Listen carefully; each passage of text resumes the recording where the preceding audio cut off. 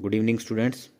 आठवां चैप्टर त्रिकोणमिति का हम कर रहे हैं। मेन चीज़ें, सबसे पहले मैं आपको ये टेबल दिखाना चाहूँगा।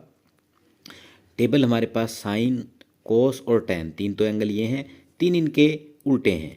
साइन का उल्टा है कोसिकेंट, कोस का उल्टा है सीकेंट, टैन का उल्टा है कोट। सबसे पहले साइन का याद कर लें। ये टेबल आपको कम से कम 4-5 नंबर दिलाएगी। 0 डिग्री पर, 30 डिग्री पर, 45, 60 और 90, ये 5 एंगल कोण आपने याद करने हैं। साइन थीटा की वैल्यू जब 0 डिग्री हो जाए तो साइन 0 0 होता है। 0 से स्टार्ट होकर साइन की वैल्यू 1 तक जाएगी। एंगल जैसे जैसे 0 से 90 डिग्री जाएगा बढ़ेगा तो साइन का वैल्यू भी बढ़ता जाएगा, 0 से लेकर 1 बन जाएगा। 0 डिग्री पे 0 है, 90 पे साइन 1 है, 30 पे साइन 1/2 है, साइन 45 पर 1/√2 है, ये याद करना है आपने। और 60 डिग्री पे √3/2 है। साइन जितना 30 पे है उतना ही कोस 60 पे हो जाएगा। ये दोनों वैल्यू सेम मिलेंगी आपको। साइन जितना 30 पे है, कोस उतना 60 पे है। 30 और 60 का जोड़ 90, दोनों का जोड़ 90 बनेगा एंगल का, तो दोनों की वैल्यू भी सेम मिलेगी। साइन कोस में, कोस साइन में बदल जाता है। ये 0 पर 1 है तो भाई ये 90 पर 1 है। इसी प्रकार से 45 पे दोनों इक्वल हैं। जितना साइन 30 डिग्री पे है उतना ही कोस 60 डिग्री पर है। उसके बाद आता है टैन। ये मोस्ट इंपॉर्टेंट है टैन का, जो 9वें अध्याय में बहुत यूज़ होता है। ये तीनों के तीनों 0 डिग्री पे 0, 30 पे 1/√3 और 45 पे 1 और 60 पे ये √3 हो जाएगा। और 90 पे 1/0 होता है, जो कि अपरिभाषित है, हमें पता ही नहीं इसका कितना उत्तर है। बहुत बहुत बहुत बड़ा उत्तर है, अनंत भी बोल देते हैं। तीन इसके उल्टे हैं। टैन का उल्टा, टैन और कोट भी आपस में बदल जाते हैं भाई। ठीक है, टैन जितना 0 डिग्री पे है तो कोट उतना 90 पर है। जितना टैन 90 पर है उतना कोट 0 पर है। अपरिभाषित लिख दिया मैंने, 1/0। जितना टैन 60 पे उतना कोट 30 पे, 45 पे बराबर होते हैं। इसी प्रकार सीकेंट जो है वो कोस का उल्टा है, 1 का उल्टा 1, √3/2 का उल्टा 2/√3, 1/√2 का उल्टा √2, 1/2 का उल्टा 2/1 होता है। हमने 2 लिख दिया है, एक ही बात है। ये आपने टेबल्स याद कर लेनी है, बहुत ही आसान है। टेबल हमारी दूसरी और तीसरी एक्सरसाइज में काम आएगी। पहली एक्सरसाइज में हमारे को ये पता होना चाहिए कि एक समकोण त्रिभुज जिसमें 90 का कोण बन रहा है, एक आधार होता है जिसपे त्रिभुज टिकी हुई है, एक लंब होता है जो बिल्कुल सीधी भुजा है। जो कोण है वो बच गया, एक तो ए बच गया और एक बच गया सी।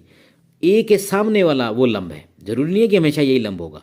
लंब अगर कोण आप सी ले रहे हैं, यहाँ से देख रहे हैं, तो इसके सामने आपका ये लंब कहलाएगा और ये आधार कहलाएगा। ये आपस में बदल जाते हैं। ये बहुत बहुत गौर से आपने देखना है कि हम कौन से एंगल की बात कर रहे हैं। जैसे यहाँ पर मैंने ए की बात की तो मैं यहाँ से देख रहा हूँ, तो आधार ये जिस पे टिका हुआ है वो आधार है, सामने वाला अपने आप ही लंब हो गया। सबसे बड़ी तिरछी भुजा है वो कर्ण होता है। तीनों भुजाओं में से 2 आपको दी जाएंगी, तीसरी आपने निकालनी है। सबसे पहले आगे चलते हैं। 6 फार्मूले हैं हमारे पास। साइन का फार्मूला होता है लंब बटा कर्ण। लंब का ल लिख दिया, कर्ण का क लिख दिया, लंब बटा कर्ण। कोस में आधार के बटा में कर्ण। बड़ी भुजा एक बार लंब में भी नीचे है, साइन में भी नीचे है, और कोस में भी बड़ी भुजा जिसे कर्ण कहते हैं वो बटा में ली गई है। कॉस का आधार बटा कर्ण हो जाएगा। आ और क, आ फॉर आधार, क फॉर कर्ण। टैन क्या हो जाएगा? टैन हो जाएगा लंब बटा आधार। ठीक है, इसका ऊपर वाला और इसका ऊपर वाला, मतलब इन दोनों का भाग किया गया है। टैन ए हो जाएगा लंब बटा आधार। ये मोस्ट इंपॉर्टेंट फार्मूला जो आपका 9वें चैप्टर में यूज़ होता है, ऑलमोस्ट यही फार्मूला यूज़ होता है।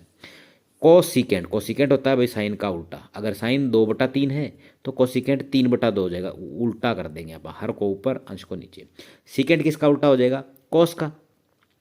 और कोट किसका उल्टा हो जाएगा? टैन का। एंगल सेम ही है, ए का ए, ए का ए, ए का ए, बदले नहीं है, एंगल नहीं बदले हैं, ये ध्यान रखेंगे। एक क्वेश्चन देखते हैं। 8.1 में ये फार्मूला बहुत यूज होगा। ल आ ल, लाल, क आ कक्का।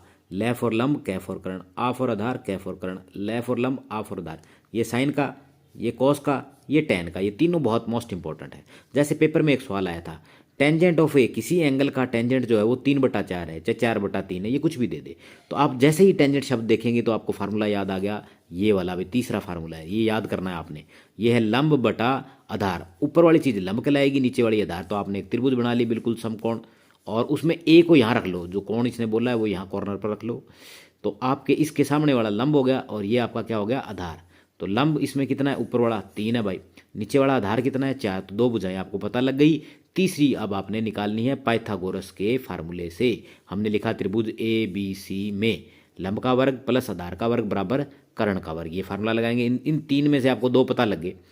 3 पता लग गया, लंब है, लंब की जगह रख दिया, आधार 4 है, 4 की जगह आधार की जगह 4 रख दिया, 3 का वर्ग 9, 4 का वर्ग 16 हो गया, बराबर कर्ण का वर्ग एज इट इज़ पड़ा, ये एज इट इज़ ऐसे कैसा 9 और 16 को जोड़ के 25 बना दिया, ये वर्ग इधर आकर वर्गमूल बन गया, तो 25 का वर्गमूल हो गया 5। हमेशा याद रखें कोई भी भुजा है, कोई भी भुजा नेगेटिव नहीं आएगी, माइनस में नहीं आएगी, वर्गमूल के अंदर भी कोई चीज़ माइनस में नहीं आएगी।